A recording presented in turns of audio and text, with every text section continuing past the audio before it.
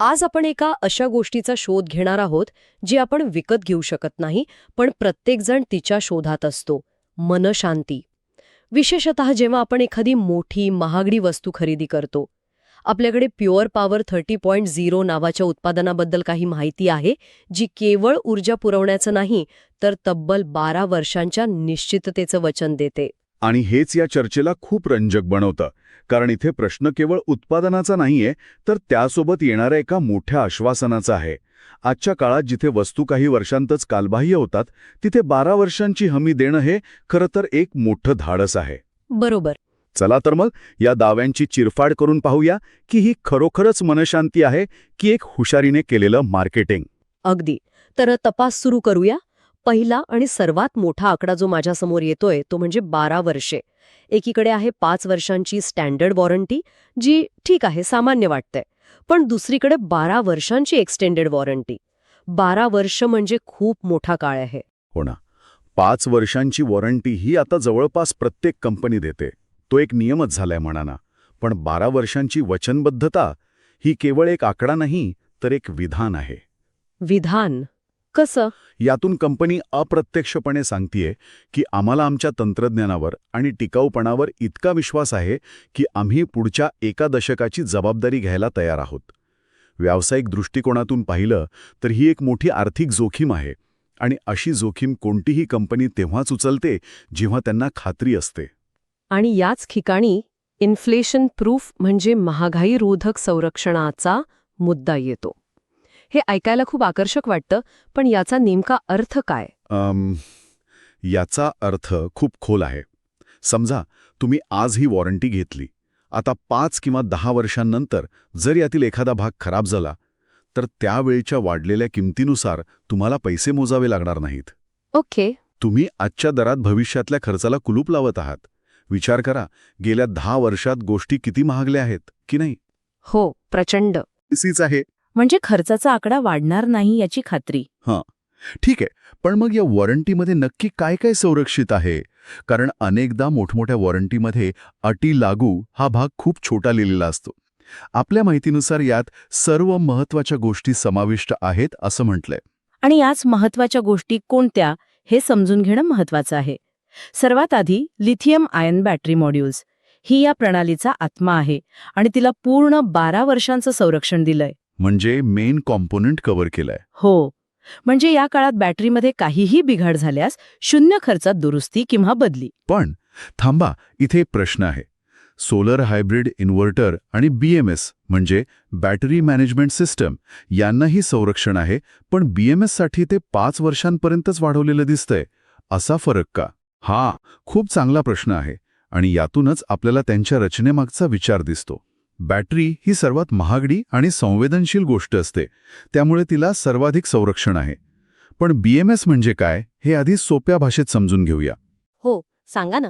कल्पना करा की बॅटरीमधल्या पेशी म्हणजे सेल्स ह्या एका नावेत बसलेले अनेक खेळाडू आहेत. BMS हा त्या नावेचा कप्तान आहे. तो हे पाहतो की सगळे खेळाडू एकाच तालात आणि एकाच गतीनं नाव वल्लवत आहेत. ओके. जर एखादा खेळाडू थकला तर कप्तान इतरांनाही थोडं हळू व्हायला सांगतो, जेणेकरून नावेचा तोल सांभाळला जाईल. वा.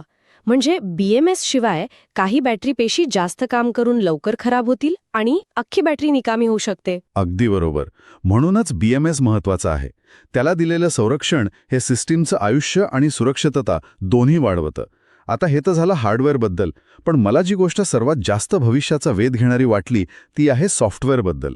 हो, फ्युचर प्रूफ स्मार्ट टेक. या अंतर्गत 12 वर्षांसाठी फर्मवेअर अपग्रेड आणि AI चालित क्लाउड सपोर्ट मिळतो. स्टँडर्ड वॉरंटीमध्ये हे फक्त 3 वर्षच आहे. पण मला सांगा, सगळ्यांनाच फर्मवेअर अपग्रेड म्हणजे काय हे माहीत नसेल. या उपकरणासाठी याचा नेमका अर्थ काय? सोप्या भाषेत सांगायचं तर हे तुमच्या स्मार्टफोनच्या ऑपरेटिंग सिस्टीम अपडेट करण्यासारखं आहे.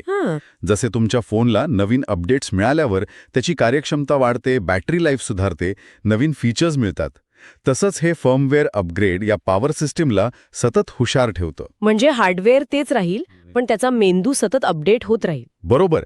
त्यामुळे 12 वर्षांनी सुद्धा हे उपकरण तांत्रिकदृष्ट्या जुनं होणार नाही. आणि हा AI चालित क्लाउड सपोर्ट काय आहे? तर यातील सर्वात प्रभावी भाग आहे AI म्हणजे आर्टिफिशियल इंटेलिजन्स. ही प्रणाली 24 तास स्वतःच्या आरोग्यावर लक्ष ठेवते. ती कामाच्या पद्धतीतील सूक्ष्म बदल ओळखते आणि एखादा बिघाड होण्याआधीच त्याची सूचना देऊ शकते. अरे वा. हे एखाद्या फॅमिली डॉक्टरसारखं आहे, जो तुम्हाला आजारी पडण्यापूर्वीच संभाव्य धोक्यांबद्दल सावध करतो. यामुळे हे फक्त एक उपकरण न राहता एक सजग प्रणाली बनते, जी स्वतःची काळजी घेऊ शकते. सजग प्रणाली हा शब्दप्रयोग खूपच समर्पक आहे. तर मग आता ते 5 विशिष्ट फायद्यांकडे वळूया, जे याला खऱ्या अर्थाने जोखीममुक्त बनवतात असा दावा आहे. हे फायदे एकामागोमाग वाचण्याऐवजी मला वाटतं आपण त्यांना 2 गटांमध्ये विभागू शकतो. एक म्हणजे संपूर्ण आर्थिक सुरक्षा आणि दुसरं म्हणजे सक्रिय तांत्रिक संरक्षण. आर्थिक सुरक्षेपासून सुरुवात करूया का? उत्तम कल्पना आहे. आर्थिक सुरक्षेत 2 मोठे मुद्दे येतात.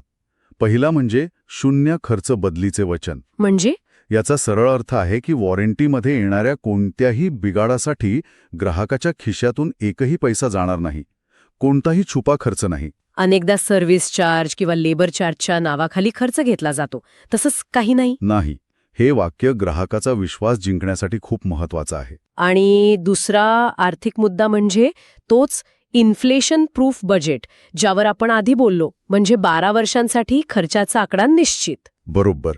या 2 गोष्टी एकत्र केल्यावर ग्राहकाला एक प्रकारची आर्थिक शांतता मिळते. ठीक आहे. आता तांत्रिक संरक्षणाबद्दल बोलूया. यात 3 मुद्दे आहेत आणि पहिलाच खूप वेगळा आहे.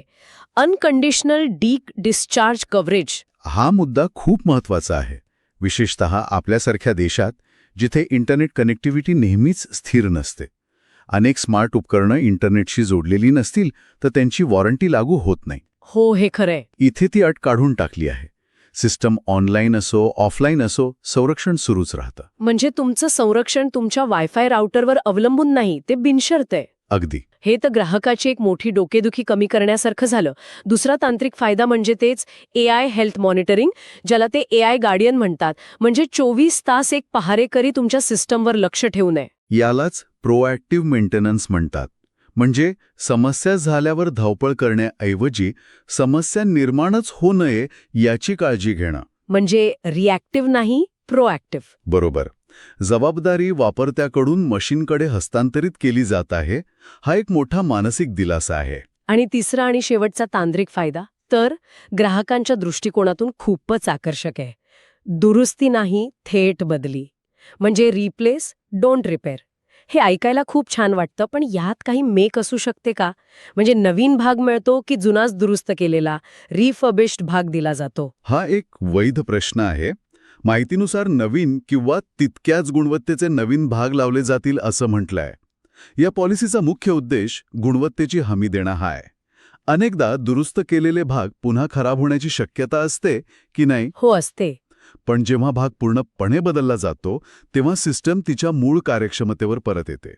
यातून कंपनीला हेच दाखवायचं आहे की त्यांना गुणवत्तेशी कोणतीही तडजोड करायची नाहीये. तर मग या सगळ्याचा एकत्र विचार केल्यास काय दिसतं? कंपनी अक्षरशः ग्राहकाकडून भविष्यातील प्रत्येक संभाव्य जोखीम स्वतःकडे घेत आहे. पण हे सगळं नक्कीच महाग असणार. आणि इथेच तो डे झिरो ॲडव्हान्टेजचा मुद्दा येतो. अच्छा, म्हणजे काय?